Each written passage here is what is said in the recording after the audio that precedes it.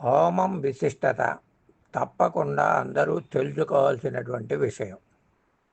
మనం హోమం వలన ప్రకృతిలోని మలినములను, మనసులోని మలినాలను, అంటురోగములను ప్రకృతి సహజంగా తొలగించేటటువంటి విధానమే హోమం లేక యజ్ఞం అంటారు. ఆకలి తీరటం కోసం ఏడుస్తాము, అది జననం. ఆయువు తీరాక ఏడుస్తాము, అది మరణం. ఈ రెండింటి మధ్యలో ఎవ్వరినీ ఏడిపించకుండా అందరి మేలు కోసం చేసేదే దైవ కార్యమైనటువంటి హోమం.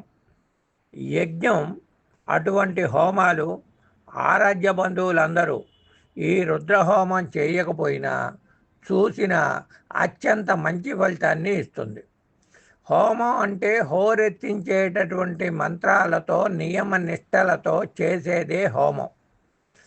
ఏదైనా ఒక విశిష్టమైనటువంటి సనాతన హిందూ ధర్మం ఈ హోమం యజ్ఞం ఆచరించేది.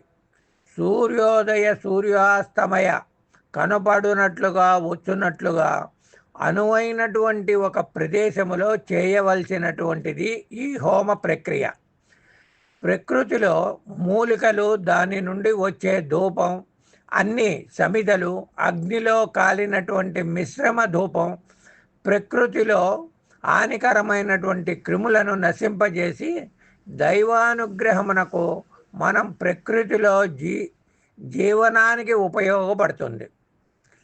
మనిషి సమాజంలో సూదిలాగా బ్రతకాలి, కానీ కత్తెరలాగా కాదు. సూది పని ఏంటి? ఎప్పుడూ జోడించడమే తప్ప విడదీయదు. కత్తెర పని ఏంటి? కత్తెర విడదీయటమే తప్ప ఎవరిని కూడా కలపదు. అందరినీ మనకు తెలిసినటువంటి ధర్మంతో రక్షించడమే. అదే విధంగా మన భారతదేశంలో పురాణ కాలం నుండి వివిధ రకములైనటువంటి హోమశాంతులు కలవు. లక్ష్మీ గణపతి హోమం, వాస్తు హోమం, రుద్రహోమం, చండీ హోమం, పూర్ణాహుతి హోమాలు ప్రస్తుత కాలంలో అందరూ ఎక్కువగా ఆచరిస్తున్నటువంటివి. అశ్వమేధ యాగం ప్రజాదరణ కోసం ఒకానొక సమయంలో ఎన్టీ రామారావు గారు ఒకప్పుడు చేసినటువంటిది ఈ యాగం, అశ్వమేధ యాగం.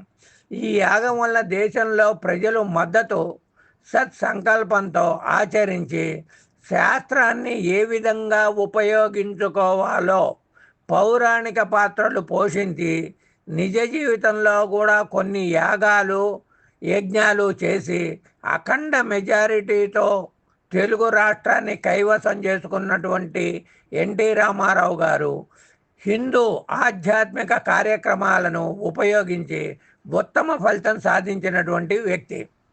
అయితే పుత్రకామేష్టి యాగం,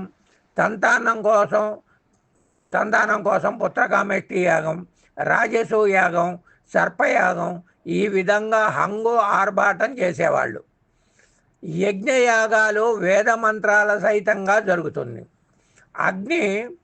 అగ్నిహోత్రం ద్వారానే అగ్నిహోత్రంలో వేసినవి ఆహుతులు అని దేవతలకు చేరుతాయి. పంచభూతాలలో ఒకటి అగ్ని. హోమాగ్ని వేడికి కొన్ని హానికరమైనటువంటి రసాయనాలు మంచివిగా మారి జీవకోటికి ఉపయోగపడతాయి. మనసులో కొన్ని గూడు కట్టుకొని ఉన్నటువంటి ఒత్తిడులు తగ్గి ప్రశాంతత చేకూరుతుంది. దైవం తోడుంటే ఓటమి కూడా ఓదార్పునిస్తుంది. దైవ కృషి తోడు లేకుంటే పొందిన జయం కూడా వెక్కిరిస్తుంది.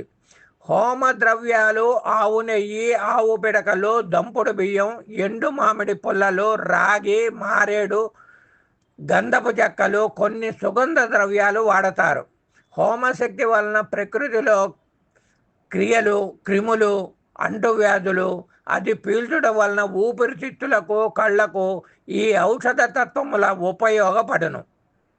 హోమం చేయుట కొంతమంది ఛాందసంగా పరిగణిస్తారు, కానీ వాస్తవానికి దానిలో కలిగేటటువంటి ఆరోగ్య నియంత్రణ, కాలుష్య నివారణ ప్రయోజనాలు నిక్షిప్తం చేసి ఉన్నాయి. అలలకి అలుపు లేదు, శిలలకి చూపు లేదు, కలలకి రూపు లేదు. మనిషి మరణానికి అడ్డుకట్ట వేసే ప్రయత్నమే యజ్ఞయాగాది క్రతువులు.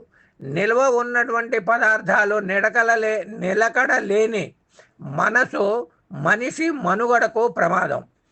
అందుకు హోమశాంతులు ఉపశాంతి. జీవన మానవ జీవితంలో ఆశ, ఇష్టం, అవసరం, స్వార్థం అనేవి మనిషి ఆయుధాలు. ఇవి ఆశ మనిషిని బ్రతికిస్తే, ఇష్టం, స్వార్థం మనిషిని ఏదైనా కానీ చేయించవచ్చు. అవసరం మాత్రమే మనిషికి ఎన్నో నేర్పిస్తుంది. అవి నెరవేరటానికి దైవ కార్యక్రమాలు, హోమాలు, ఇదే మన సనాతన ధర్మం చెబుతున్నటువంటి ఆచారాలు. కాబట్టి ప్రతి కార్యక్రమంలో కూడా హోమం యొక్క విశేషం అత్యంతగా ఉంటుంది. గృహప్రవేశం చేసేటప్పుడు వాస్తు హోమం చేస్తారు, లక్ష్మీ గణపతి హోమం చేస్తారు. ఇవన్నీ కూడా ప్రజలకి ఎన్నో విధాలుగా ఉపయోగపడుతూ ఉంటాయి. కాబట్టి అవకాశం ఉన్నంత వరకు ఈ హోమాలు చేసి మంచి అభివృద్ధిని పొందండి.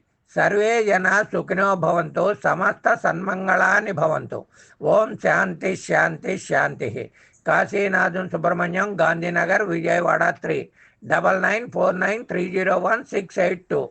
శుభం భవతు, శుభం భవతు, శుభం భవతు. హర హర మహాదేవ.